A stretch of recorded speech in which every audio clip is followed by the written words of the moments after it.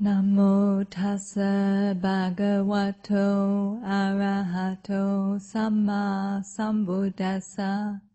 Namo tassa bhagavato arahato samma sambuddhassa. Namo tassa bhagavato arahato samma sambuddhassa. Buddhaṃ Dhammaṃ Sanghaṃ Namassāmi.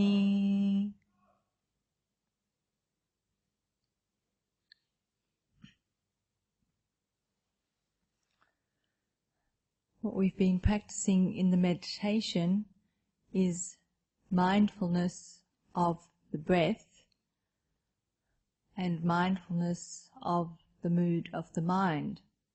And tonight I'd like to talk a little bit more about mindfulness and the role that it plays in our cultivation of the path, and how we use mindfulness for that cultivation. Because mindfulness, although we hear about it and we find it in many of the teachings that the Buddha has given, the very precise teachings, the gradual training of the mind.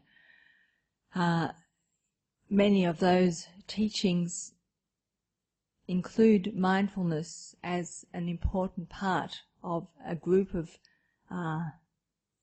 practices or qualities that we have to develop. But I think we often don't realize that mindfulness is a means to an end, and we need to use it to start to uncover the deeper levels of truth or reality that the Buddha's teaching is encouraging us to see. And in one of the sets or groups of teachings which the Buddha gave, called the 7 factors of enlightenment, mindfulness is mentioned as the first factor. And then this group of 7 factors or qualities proceeds to investigation of Dharma and the cultivation of energy so that we can develop the mind in meditation.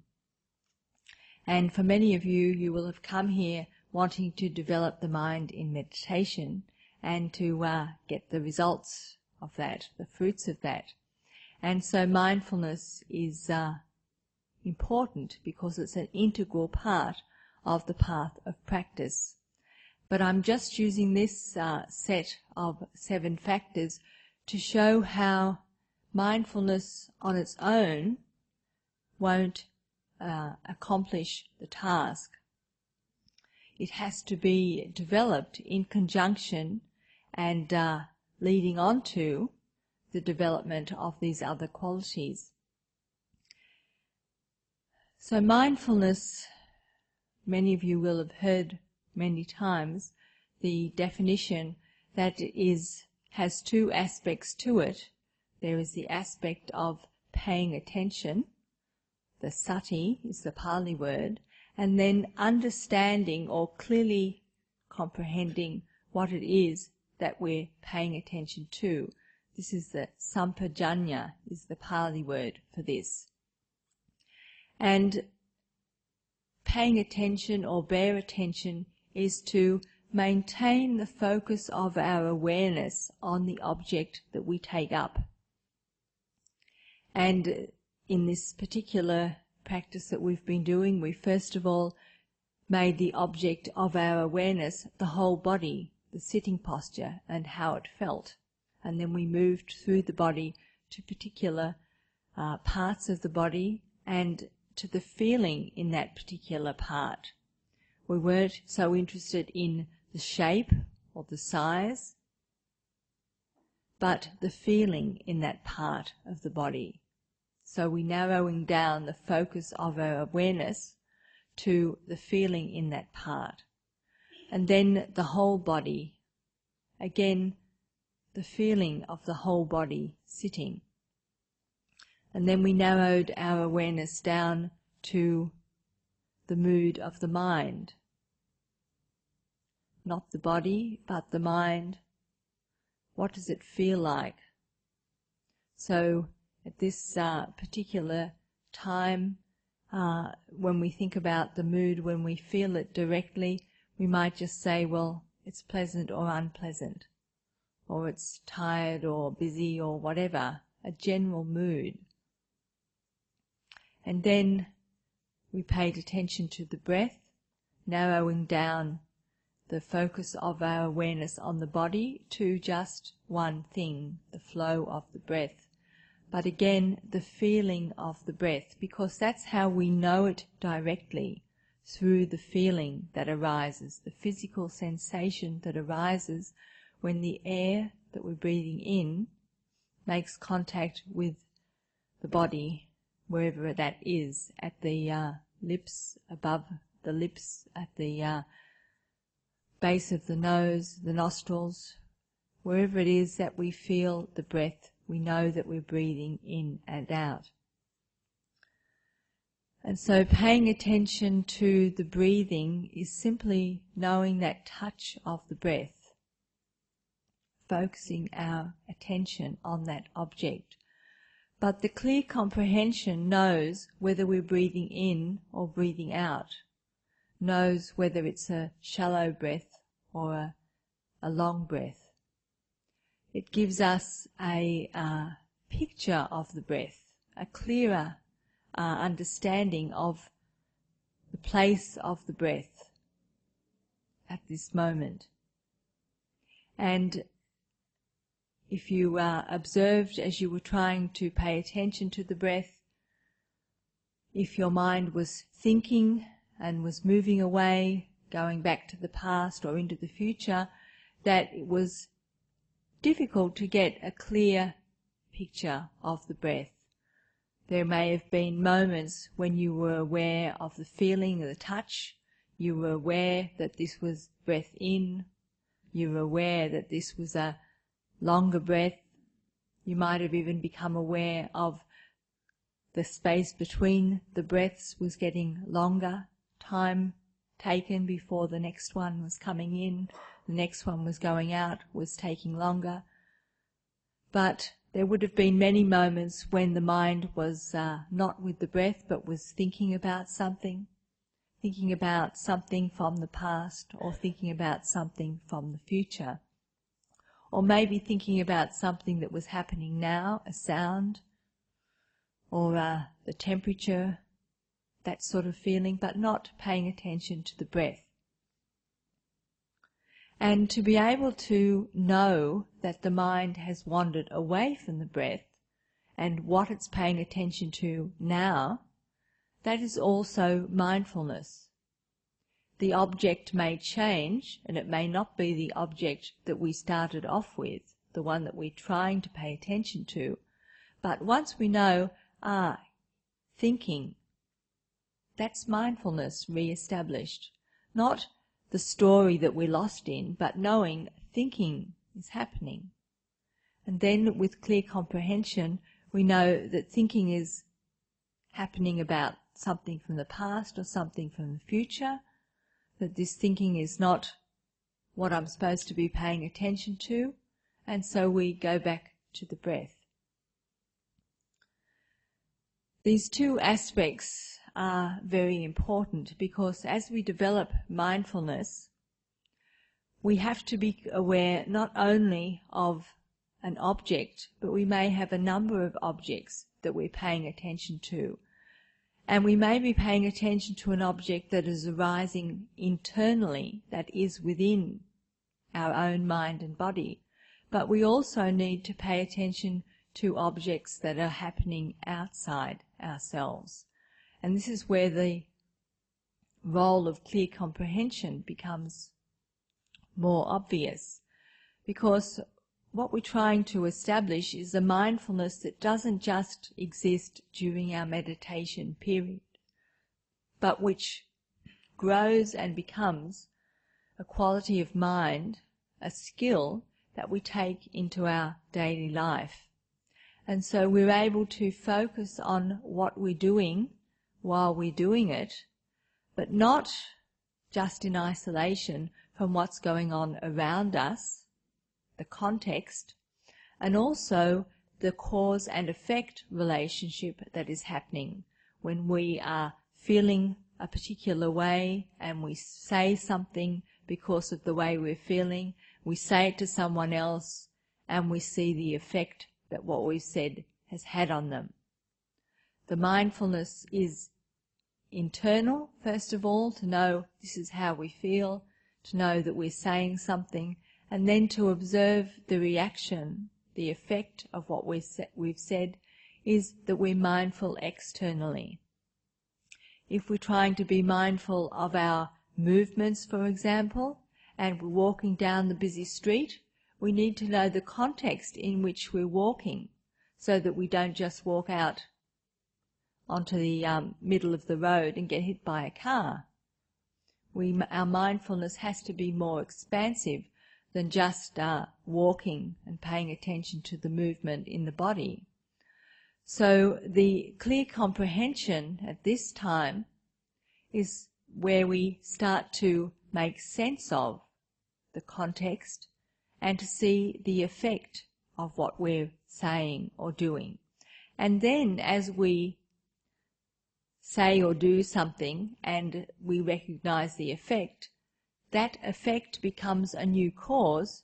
So we say something to someone and they say something back to us, and then we notice what that produces internally, how we react to what they've said, how it feels, and the feeling can be a physical feeling, like if it's an unpleasant feeling, they've said something that we don't like, or it could be that they've said something that we like and there's a pleasant feeling that arises internally.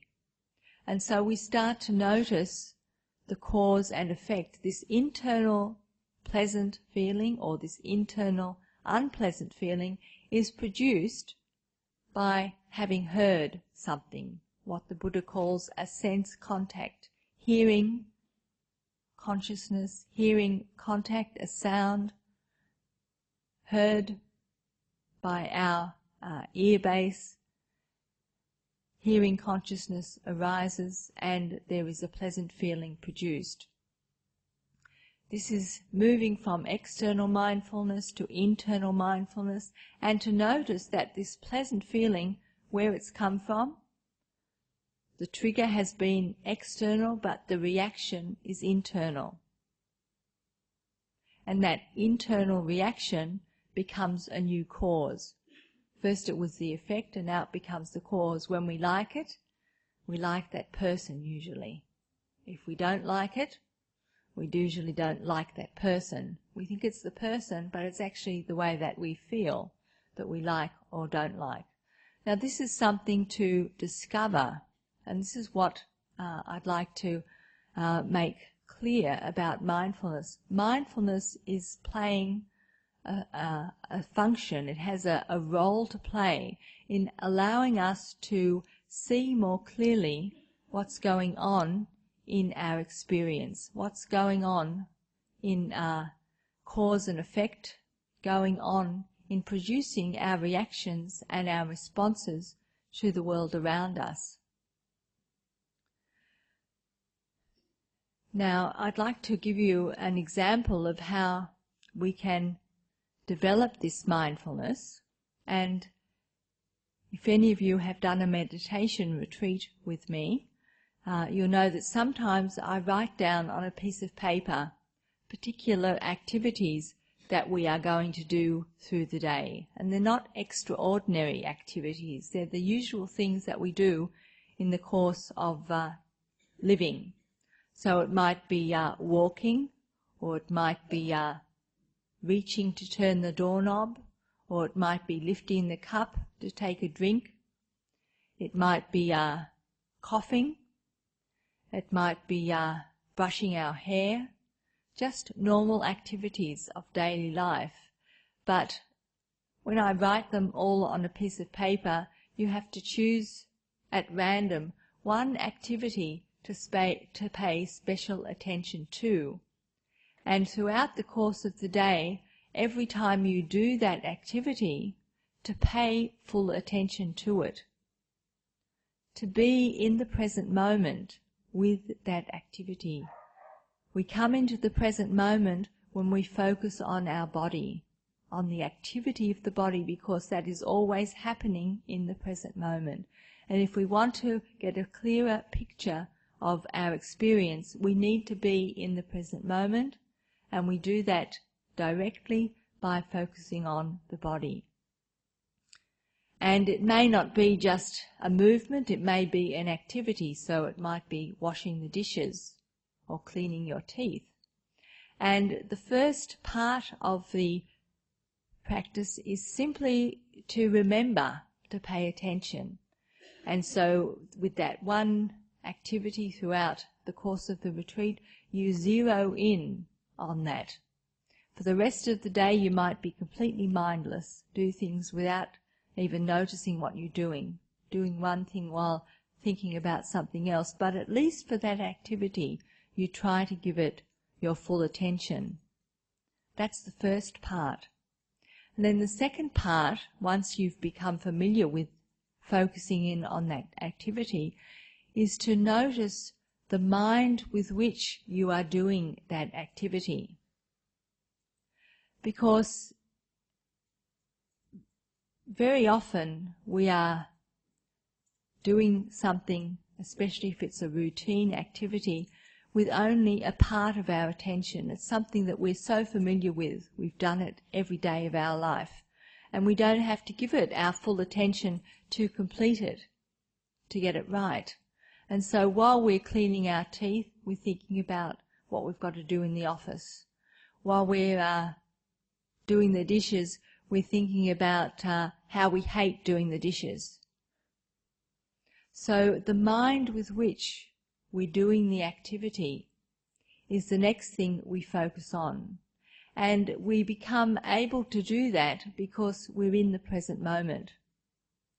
And we're focusing on something which isn't hard to do, doesn't take our full attention, and so we can take a step back and observe the mind, the mood of the mind as we do this thing.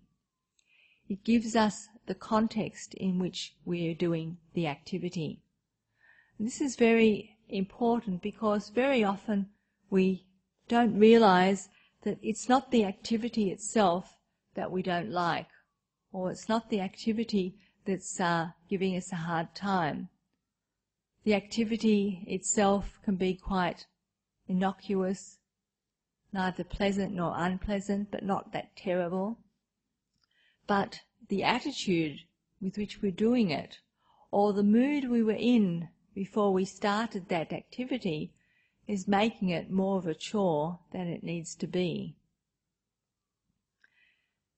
This is where we start to get a better picture of what our experience is made up of. Just as we often blame the other person for making us feel terrible, once we start to notice what's going on, we see that very often we brought that terrible feeling with us even before we met the person. We met them with that terrible feeling. Or the thing that they've said that's produced an unpleasant feeling in us, the unpleasant feeling is coming from us because it was in us. It was there as a potential. But knowing that it's come doesn't mean that we have to now act on it. If we see clearly cause and effect. This is how the mindfulness, paying attention to what's going on while it's going on, not just the activity, but focusing on the activity, helps us to be in the present moment, to be awake, and to see more clearly what's happening internally, what's happening externally.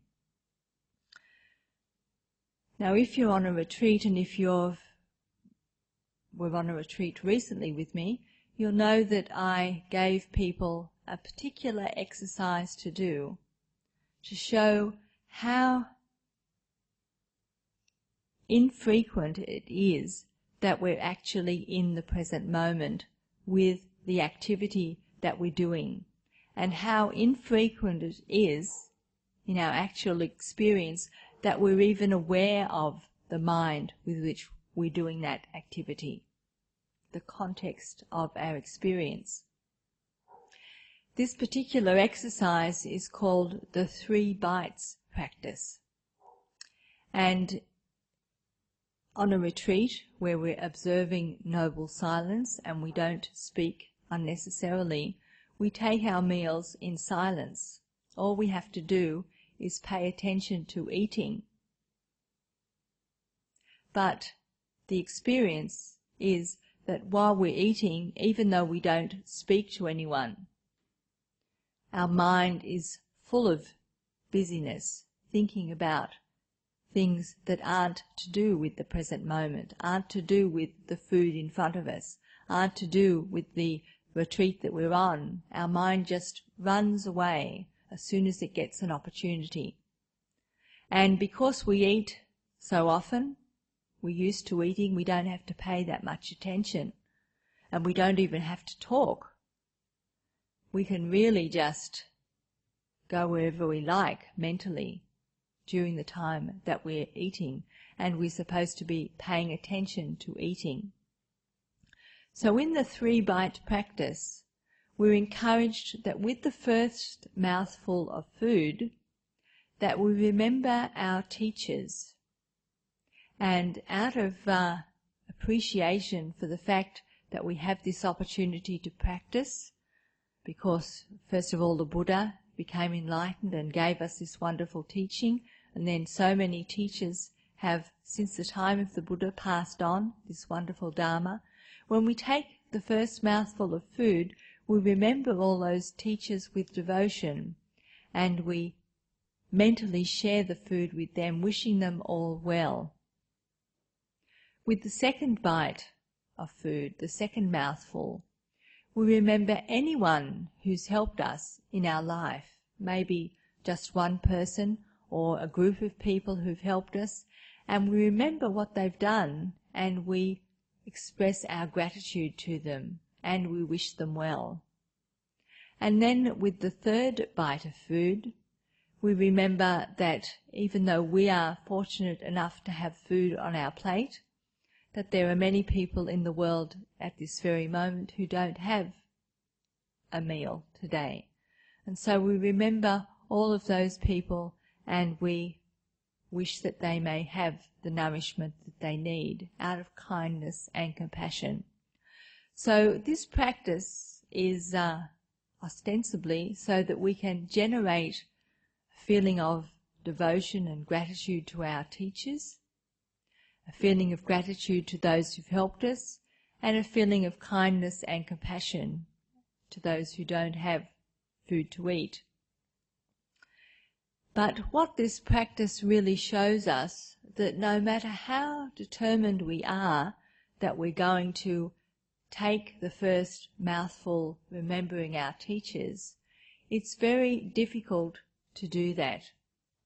Because even if we've determined that's what we're going to do before we sit down, by the time we sit down, our mind has gone somewhere else, and we've taken the first mouthful as we very often take the first mouthful of our food, paying attention maybe to how it smells, how it looks, how it tastes, but after that first mouthful, the mind has gone off, and we've finished very often halfway through the meal, and we've forgotten that we're eating, and we think, who ate this food? Who ate my meal?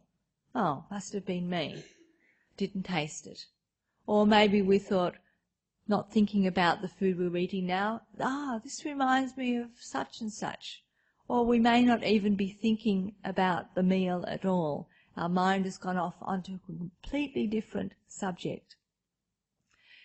Now it's only by making a practice of the 3 first mouthfuls of food that we actually notice how very difficult it is to pay attention to what we're doing while we're doing it, let alone to be able to deliberately cultivate these wholesome states of mind, like gratitude. We hear about how good this will be for us. We hear how these wholesome states of mind bring energy and happiness into the mind. We think it's a really good idea, we're going to do it. But when we actually sit down to try to do it, even when it's such a specific situation, we discover that our mind just runs away. And we might be able to do it for the first mouthful, but by the second mouthful we've lost it. Halfway through the meal we remember, oh, that's right, I'm supposed to remember everyone I'm grateful to. Right? So I'll remember them now. Yes, halfway through the meal. And then the next group to remember those who don't have any food. We finish the meal and then oh, that's right, those people who don't have it, that's right, I'll think of them now. And I encourage you to try this. It's a very simple practice, but it's very illuminating, because you will find just how difficult it is. Now, this isn't to indicate how hard-hearted you are and how difficult it is for you to bring wholesome states of mind into your mind deliberately, but to show how difficult it is and how rare it is to be mindful and to be paying attention not only to what we're doing but to the mood of the mind. So once we realize I was supposed to pay attention and I didn't, we might then notice, wow, look, I was worrying about what I've got to do this afternoon, or I was remembering that thing that I did yesterday, or I might be even in next year. Fancy that. But what we're seeing is what is always happening with the mind. Not just when we sit down to eat, but when we go throughout the course of our day, this is what's happening. This is why it's so difficult to become mindful of what we're doing while we're doing it, to become mindful of the mood of the mind, and why in meditation it's so difficult to become mindful of the meditation object and to stay focusing on it moment after moment, and then to be able to see the mood of the mind that we're bringing to the meditation. Because we're not doing it most of the moments of our day. And so when we sit down to meditate, how can we expect that the mind is going to be satisfied with just staying on one object? That it's going to be able to maintain that focus moment after moment if in its ordinary, everyday life it's just moving constantly away to something more exciting, more interesting. So first thing is I'd encourage you to do that practice, to get a glimpse of the task that we have in front of us. So when we are trying to become more mindful, then we not only try during our meditation, we find time and activities, moments during the course of the day to focus on, to really help ourselves develop this strength of mind to stay in the present moment with one object moment after moment. And it's only when we are able to do that that the mind starts to become calmer, clearer. There starts to be some space in the mind instead of one thing on top of the other, so that we can't see clearly. We can't see cause and effect as it's arising. We can't see how what we say produces an effect in someone else, and what they say back to us is the next effect, which produces a result, a cause. It's a cause for us that produces a result. We can't see that. We can't experience it directly until the mind is quiet enough, until there's enough space in the mind to see things as they're arising. Otherwise, the mind is just so murky, so busy, so clouded, that these individual interactions just pass by so quickly that we can't hope to grasp them, to see them clearly. So for mindfulness to start to develop, it doesn't mean that there's no thinking. We don't come to a point where there's absolutely no thought. We don't come to a point where there's absolutely nothing happening. Sounds arising, sights to be seen. There is this external awareness, this external mindfulness, but there's a much broader mindfulness that includes these things without being overwhelmed by them. And to get to that stage where there's this broad awareness, this broad mindfulness, which can move from the internal to the external, we need to keep training the mind in coming back to the present moment and being clearly focused on what's happening right now. By being able to take up the meditation object, gradually the mind sticks to the meditation object and things come into the orbit of our awareness, but we don't chase after them any longer. We don't pursue them. We don't get caught up in them. We simply allow them to go, to arise and to cease. Because if we start to become more mindful, our experience of things coming and going becomes much clearer. We recognize that the mind is always entertaining new contexts, always entertaining new thoughts, always entertaining new emotions, and we don't have to get caught up in them as they pass through the mind. We don't have to make them so important that we chase after them. We just allow them to come and go. And as we're able to maintain the focus in the present moment, and particularly the focus on our own mind and body, it becomes easier. It becomes a feeling of having a stability in the mind, which is actually a pleasant feeling, a feeling of stability that becomes like a platform in the mind from which we can go out to engage with the world, but we don't have to be drawn out unnecessarily.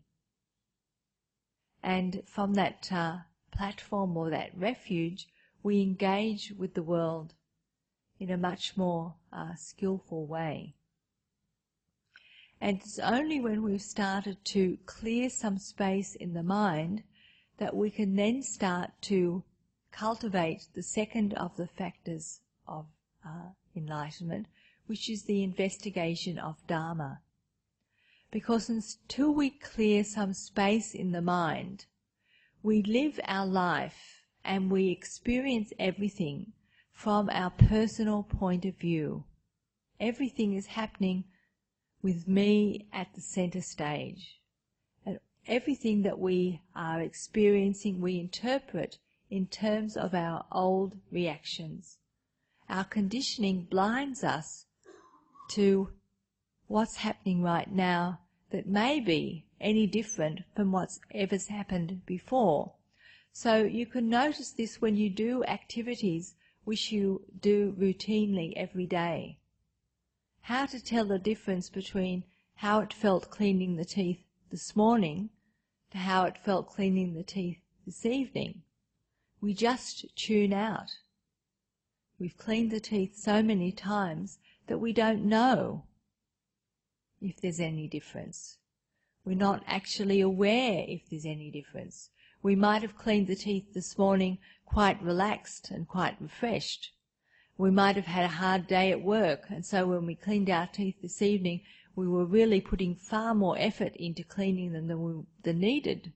but we were doing that because we were agitated because of what the day's work was like.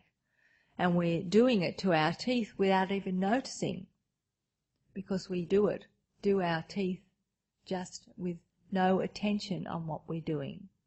Now, if we want to learn anything about the way that we clean our teeth, we have to pay attention. And so one of Ajahn Brahm's practices which he gives to people is, instead of starting to clean your teeth the usual way, you do it back to front.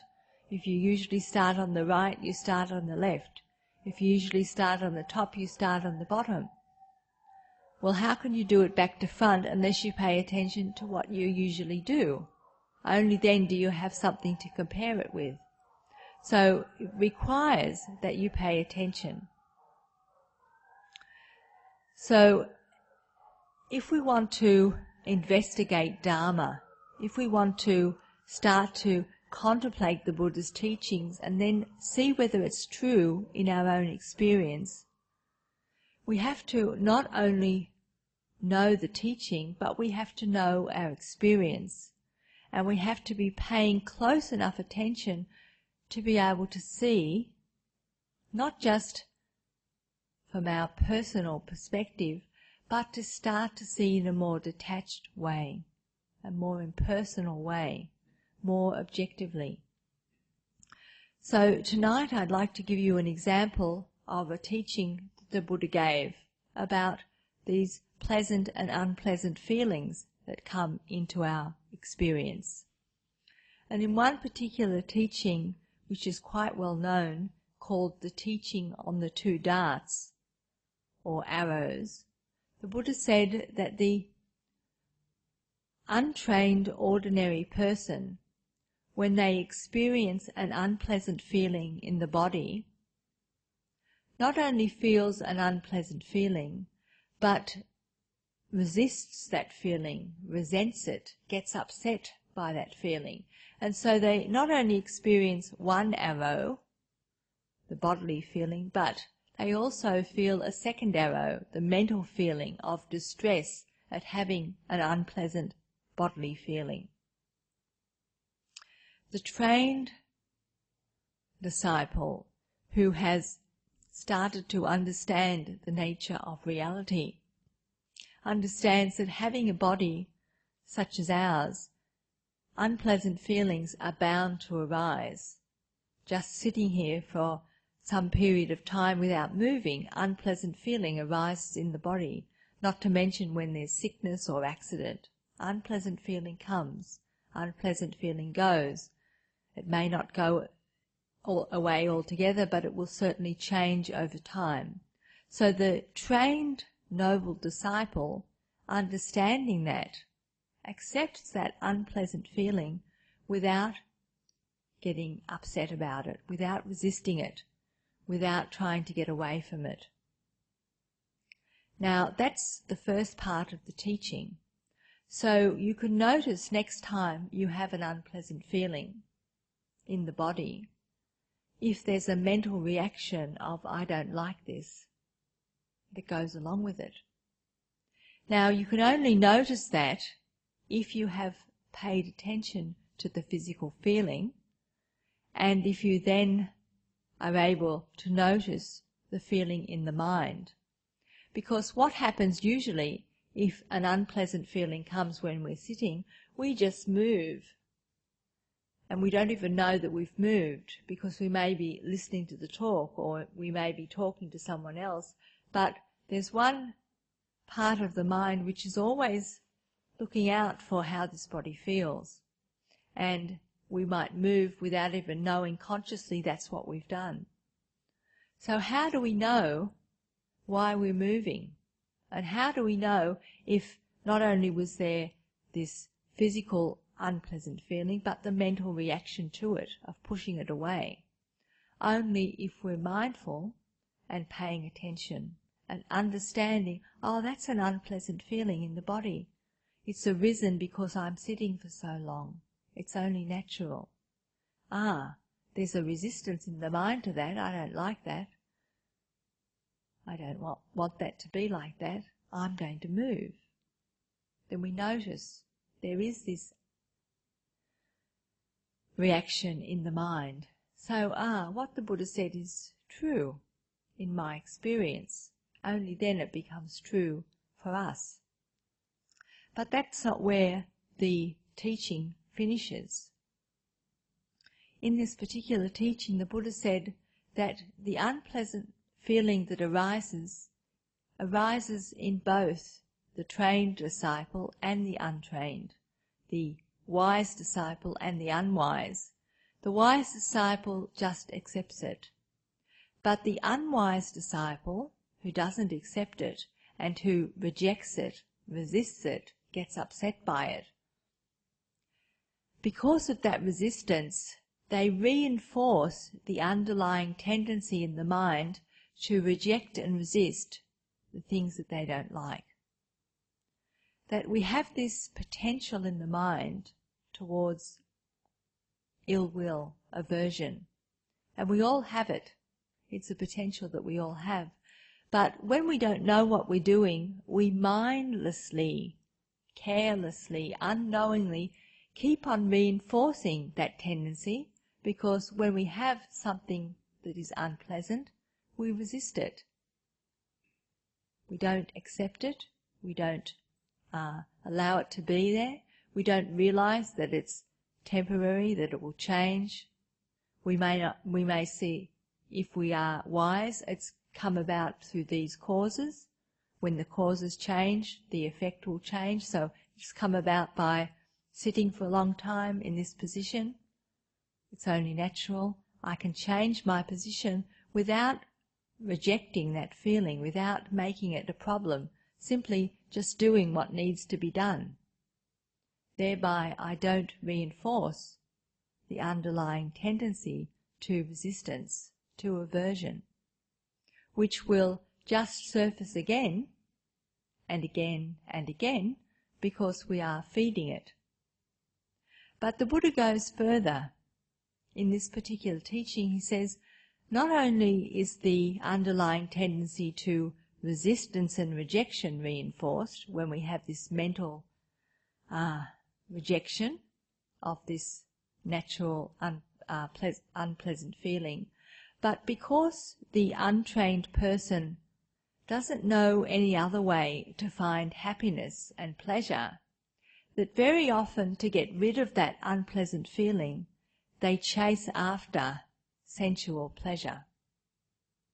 And thereby they increase the underlying tendency towards greed, towards craving, towards desire in the mind. To replace that unpleasant feeling, because the untrained person doesn't understand it, isn't able to abide with it, doesn't clearly comprehend its nature, and doesn't know any way to get rid of it, they chase after pleasant feeling. Now, a very good example of that in modern life is shopping therapy, retail therapy. We've all heard of that. We feel miserable, so we go out to the mall just to hang around, or just to browse, or just to see what's there. Why are we doing that? Why are we going there? And for sure, once we're there and we expose the mind to all of the temptations, well, it's pretty likely that we'll find something that we need, something that will help us, something that will make us feel better.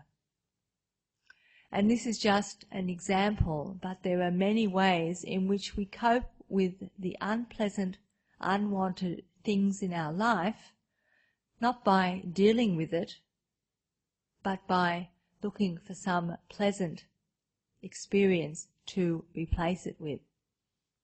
And as the Buddha said, this just reinforces the desire in the mind. And this desire, we know, has no bottom to it. It's a bottomless pit, can never be satisfied. We can never come to the end of desire by feeding it. We can only come to the end of desire by not wanting anything else. And so because we don't realize this process and we don't understand it and we don't see it in our own experience, we have no opportunity to wake up wake up to what we're doing to ourselves, wake up to the way that we can start to change our behaviour for our own good. Now this is why mindfulness with clear comprehension is so important, because we can't hope to see these things for ourselves unless we can pay attention to what's going on in our own experience moment by moment. And we may be a long way from being able to be mindful every moment of the day, but if we have episodes in our day when we pay attention and we see clearly what's going on, that it's true, I'm reaching for this cup of coffee not because I need a cup of coffee, but because I feel miserable, or because I'm fed up, or because I think I should get a reward. And I'm just mentioning cup of coffee because I know that's my one. So you might have others. That's something that is allowable for nuns. So shopping therapy is not one of them, not one of the options that are so available. So I'm just using that one. And I know from experience what the Buddha said is true. I know that because I'm able to be mindful. Not 100% of the time, but often enough, and in situations that I'm aware are the ones that are very fraught with danger. I've seen that pattern for myself. And I know what the Buddha said is true because I've seen it for myself. Now, you can only know it's true if you see it for yourself. And you can only see to that extent if you start to develop mindfulness and clear comprehension with the simple things, the uncomplicated things of your life, and you start building up that skill, which it is, again and again and again, in your daily life and also in meditation. Now, meditation is a wonderful opportunity to observe the Buddha's teaching because we don't have to interact with anyone else. But we notice how hard it is just to stay within our own space. When someone coughs, we go out and have a conversation with them about their coughing. We think it's their coughing that's causing us to be disturbed, but actually it's in our own mind. A sound has taken place.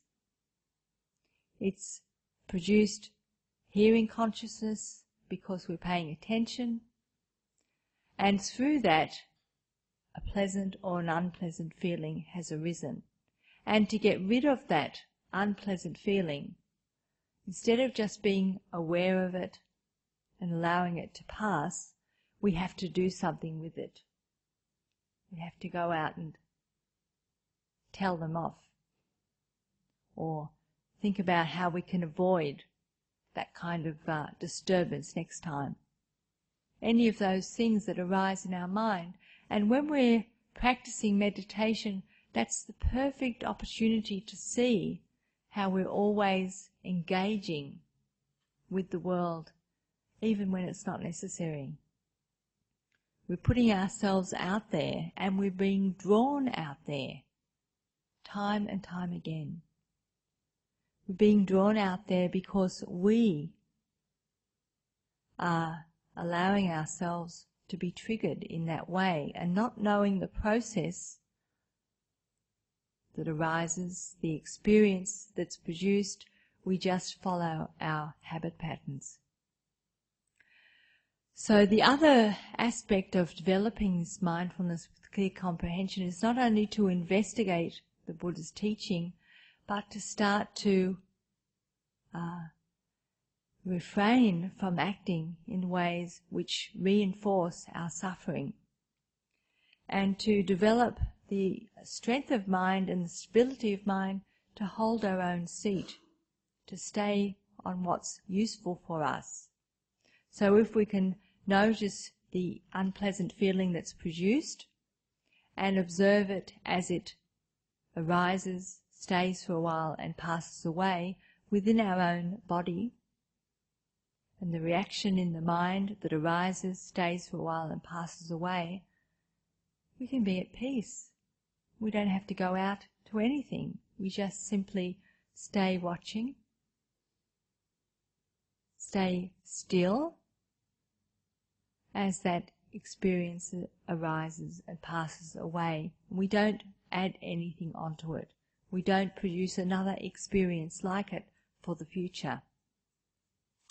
And then in this sequence of the 7 factors of enlightenment, as we keep doing this, we develop energy instead of wasting our energy through the day by constantly being busy, mentally busy even when we don't have to be. We start to conserve our energy. We are able to apply that energy to what we want to apply it to, rather than just losing it constantly through the mind running riot. And then in this sequence, we start to experience the relief of a still mind. The relief of a still mind and a happy mind. The relief of a still mind and a peaceful mind, because the more the mind is able to rest and recover its energy, the more it's able to dwell in stillness, the more that pleasant feeling, which we may have touched on in the meditation tonight, the more that arises from within the mind itself.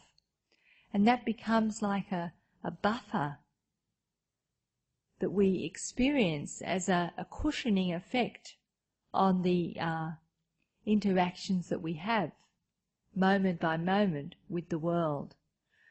The spaciousness in the mind grows, the cushioning in the mind grows, and so although we are engaging with the world as we need to, we're not engaging in the same sort of frantic way, in the same habitual way.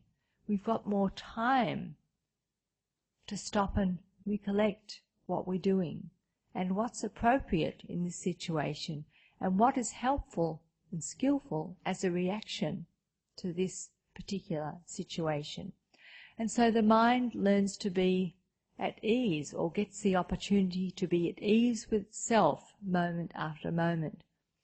And then when we sit down to meditate, we find that the mind that's been at ease during the day comes to the meditation with that ease, and the meditation starts to develop, to become pleasant, to become enjoyable. A feeling of happiness and joy can arise, and gradually this becomes more sustainable. We take it with us from our meditation and we engage in the world feeling much brighter, much more able to cope. That's the effect of the mind starting to develop in this way. And then when we come back to the meditation, we're able to find some tranquility, some deeper peace in the mind. And this again comes out in our daily life, in our interactions with people. There's much more of a sense of well-being which we bring to the situations that we face moment by moment. And as this continues to develop, this is supported by the mindfulness, the clear comprehension, the investigation of our experience in the light of the Buddha's teaching. And as we see again and again the truth of the Buddha's teaching and how we can start to pull ourselves out of this unknowing, this ignorance that has been causing us so much suffering, more happiness, more joy, more confidence arises in the mind. And gradually, as we continue to develop, we can experience ever greater states of happiness within the mind itself. And as we continue to develop not only this happy mind, but the wisdom that it allows to arise, eventually we develop such a stable and strong mind that we can remain equanimous through even challenging situations. An unpleasant situation, we don't resist and resent it. When we get into a situation that we don't like, we have some inner peace, some inner stability, some inner security that we can fall back on. We don't have to go out and find something nice to eat or nice to do or nice to hear or nice to buy or whatever to make us feel okay. We've got that resource internally. And as we continue to practice and our understanding gets ever deeper, our peace gets ever deeper, and this is the path to enlightenment. We're already on the path, but we're starting to really get the fruits long before we've reached the final stage. Now this all starts with becoming mindful in the present moment of what we're doing, while we're doing it, and what's happening in the mind, what kind of mind we have that we're doing this work with. And so I remind you again, the 3-bite practice. It's a wonderful opportunity to show us just how mindless we actually are.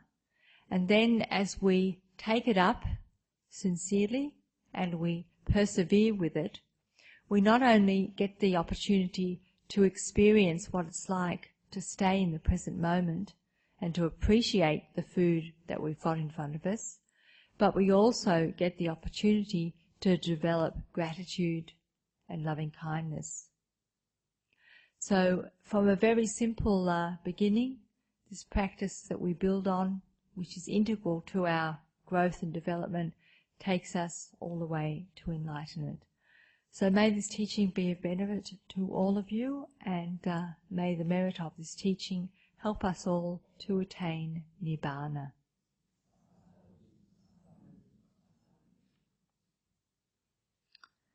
Are there any questions or comments? Yes, yes. Is there no such thing as a bad feeling? What do you mean by a bad feeling?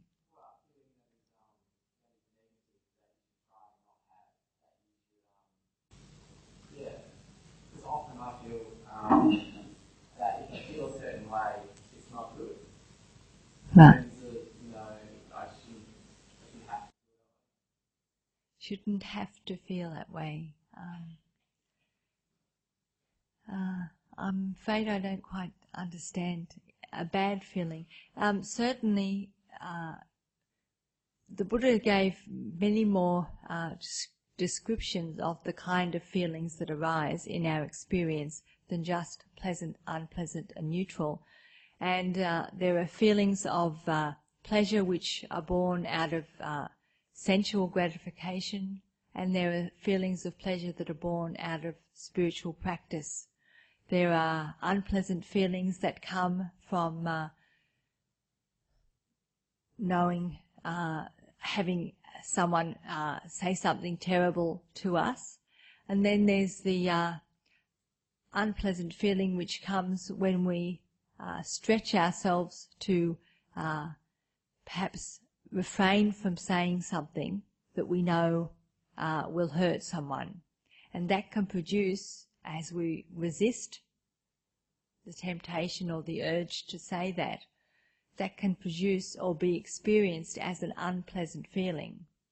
But following that, if we are mindful, we'll notice a sense of satisfaction that we were able to take control of our mind at that time, and a pleasant feeling can then arise. So there are feelings which are not pleasant, but which can actually protect us from doing something which is unskillful. Is that the sort of, I don't know whether...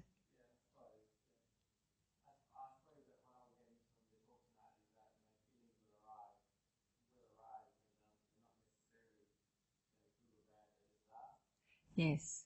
So Yes, so feeling eventually when there is sufficient stability in the mind and buoyancy in the mind and clarity in the mind, even the most unpleasant feeling is just a feeling.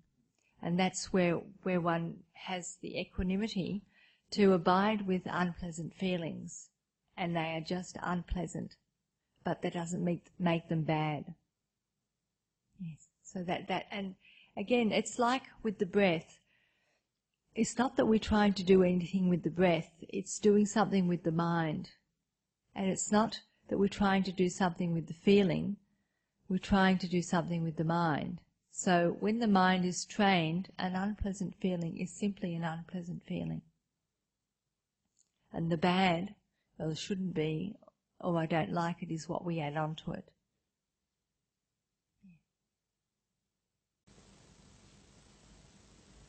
Yes? I'm just wondering about the balance point between, on one hand, having my own personal little addictions and what I feel out and getting into those, and then on the other hand, diving into meditation, the core as part of peaceful meditation. What emphasis should we put on those two? Because from time to time I find myself in one space and then I find myself in another space. And I think that just plodding away with sort of the practice of the Dharma, general meditation in particular, erodes the addictions, or should one take an active stance with one's personal addictions and use willpower? And if that is the case, what is the fine line between doing that and submission? Would that brought you your attention, Ajahn Brahm's story, and I understand it was a story about the way to give up, picking up things in life is to cut off the hand rather than, stop trying to. Well, it's a very complex and deep question. Basically, how much willpower should we put into fighting our addictions and taking a stand against them, or just cultivating the mind in meditation or doing all the good things in Dharma? Is that basically what it... Right, okay. So the thing is, we need to do both, because to get to the point where there is no ignorance about our self or self-view, it takes a very long time, and we can't wait until we reach that point. The person asking the question has mentioned Ajahn Brahm's simile of whenever you have a hand, it will pick up things, so what we've got to really do is cut off the hand. And that's the view of the wrong view of self makes us go out into the world. We chase after these things because we wrongly understand where our happiness is to be found. So the Buddha's path is to do both things, to actively work to cultivate the wholesome and the good. And that is why in the practice I mentioned, the 3-bite practice, if we can give our full attention just to eating, then we're cultivating mindfulness. If we give our attention to developing gratitude for the food that we've got or to the people that have helped us, that's cultivating a wholesome mind state at that moment.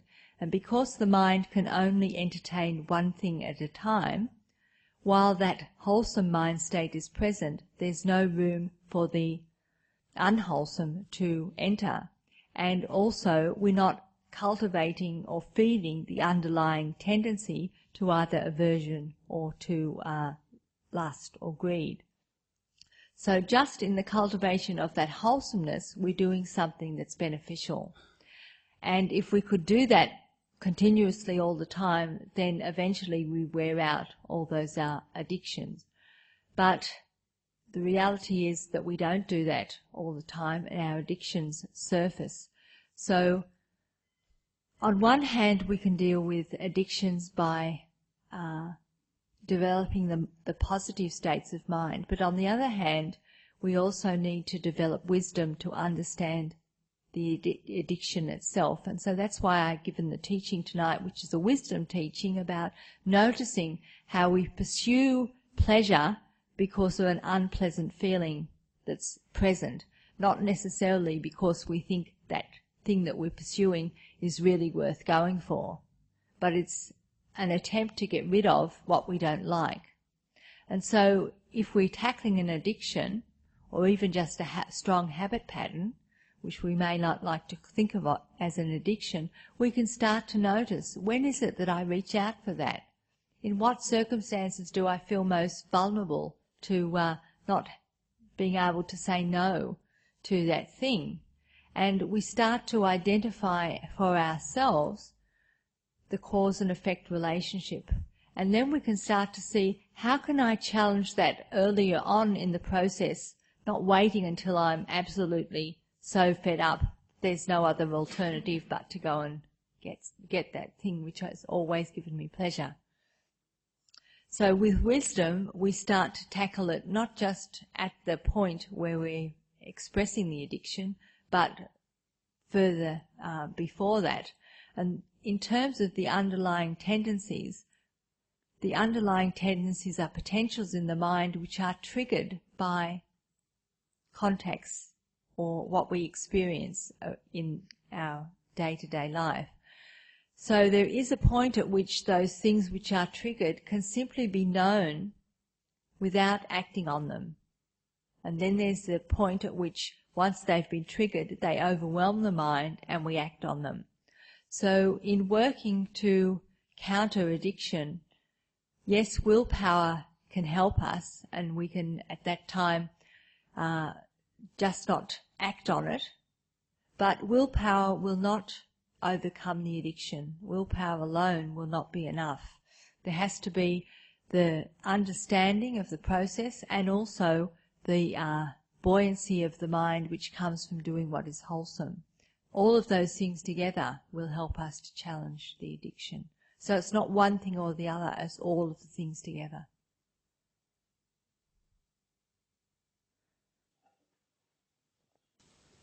Arahant Samma Sambuddho Bhagava Buddhang Bhagavantang Abhivademi Swakato Bhagavata Dhammo Dhammang Namasami